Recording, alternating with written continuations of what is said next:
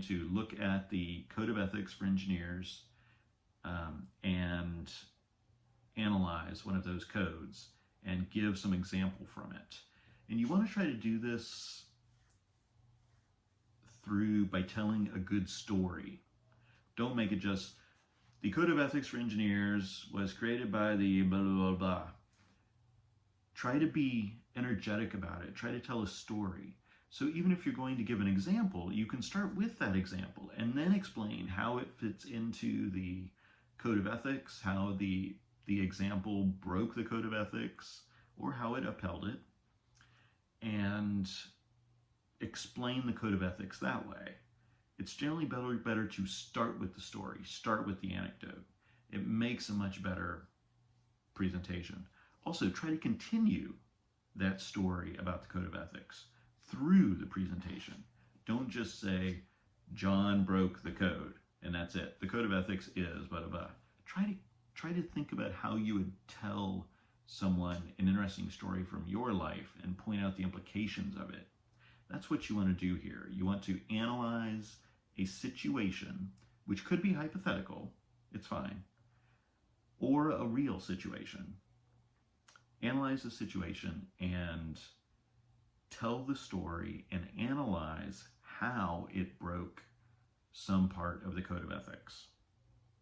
Okay?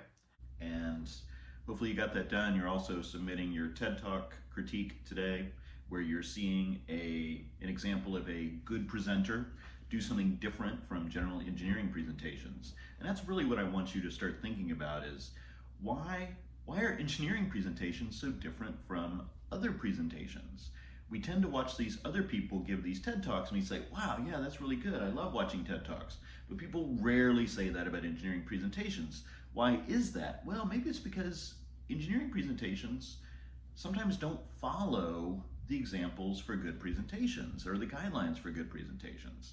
And things have changed even in the last 15 years that I've been teaching this class. It started off, everyone would use bullets, and then maybe they went to pictures with bullets. Well, now it seems that people are just changing to just using pictures with minimal text. And even if they do use text, sometimes the text looks pictorial or it looks figural. So I want you guys to start thinking about that. How are you going to transition to doing presentations in an engaging way, a way that makes sense using graphics, that gets your audience to understand the information? Because that's the goal. That's the goal. Keep that in mind always. If you don't communicate the information, there's no point. Sit down, stop giving your presentation. But if you want to communicate the information, then work on giving an engaging presentation that uses visuals effectively, more similar to the way the TED Talks do it. So for your presentations for Monday, you're going to be looking at the NSPE Code of Ethics. And you can see that here. Now obviously you cannot see my screen, I don't expect you to. I've got the link in the policy statement. So you're going to look at the Code of Ethics and you're going to pick one of these and write about it. So you do need to introduce NSPE, why does this code exist, how did it come about? But you can do that in the context of a story, as I said last time. When you talk about the code, you don't even have to just go through the code. You can use the story to pick out parts of the code that pertain to it. So let me give you an example.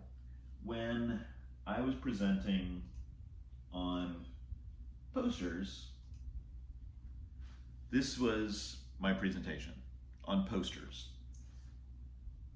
And what I did was I used a lot of full bleed pictures. So this is an example. Is there text? Yes, but it looks figural. And it says Neil deGrasse Tyson and the stars of Titanic. And then I show a picture of Neil deGrasse Tyson as I talk about Neil deGrasse Tyson. And I show a picture of the stars in Titanic. And then I show a picture of James Cameron with the quote from James Cameron, what he said in response to Neil deGrasse Tyson, etc. And then I show the real star chart that they should have used in Titanic.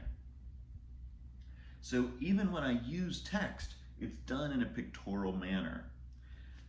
That's what I want you to start thinking about. Use full bleed pictures like this with minimal text as you tell a story. Don't just, here's the information, here's the information, here's the information, because people have trouble grasping that. If you can put it in terms of story, then it works. And the good thing here is that engineering is built around story anyway. Think about the headings. Introduction, methodology, results, discussion. Introduction explains why. Methodology explains how. Results explains how well it works. And then discussion describes the implications of it. That is a story. Why did the story happen? What happened? What happened as a result? That's what we're looking for. But sometimes we skip that why. We need the why. We've got to set up the problem.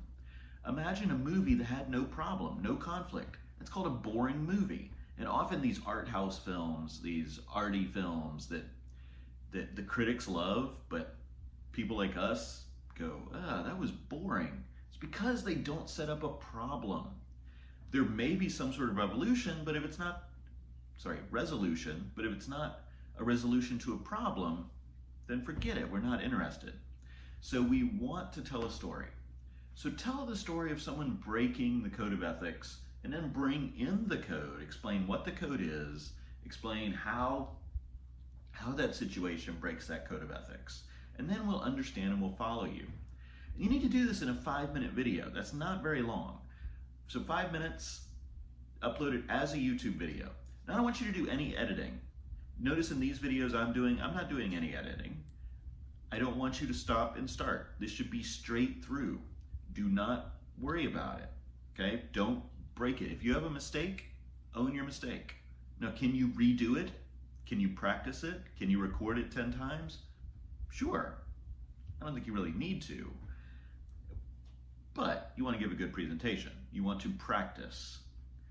When you do your presentation, I want to be able to see the screen, okay? And I want to be able to see you, and I want you to be able to see you standing up. So if I were doing this, I could tilt my camera up. I could put this on some books if I wanted to use the exact same setup. Or I could just, I could put this to my TV and I could stand by my TV, whatever I wanted, however I want to do it so that I can sort of see the screen. I don't have to be able to see the screen perfectly. It doesn't need to be huge, but I want to be able to see you interact with the screen. I want to be able to see you turn to the screen. And make sure it doesn't seem like you're reading from some computer or something, okay? Sometimes it looks like students are reading from text as they're going through, and it's very monotone. And I don't want it to seem that way. I want it to seem more extemporaneous, because you've got to get some excitement in here. You've got to be interested. You've got to engage us. It's hard to do in video. It's hard to do. I'm having trouble, okay, with these videos. So I want you to try to engage, I want you to try to communicate, and I want you to try to use the visuals similar to the way that the TED Talks do it. So that's the code of ethics. When you upload it, you've got to create a YouTube account if you don't have one already. Upload it as a private video, and then put the link in the discussion board. You got to put the link in 2 places. In the discussion board, under the code of ethics presentations, and also in the assignments tab. And in the assignments tab, you should upload your PowerPoint slides to the assignments tab, to code of ethics presentations. And then there's a space for notes. Just put the link to your video there. And I'll just click on that. I'll watch as I follow through with your PowerPoint slides, and I'll evaluate and put comments right there in the assignment.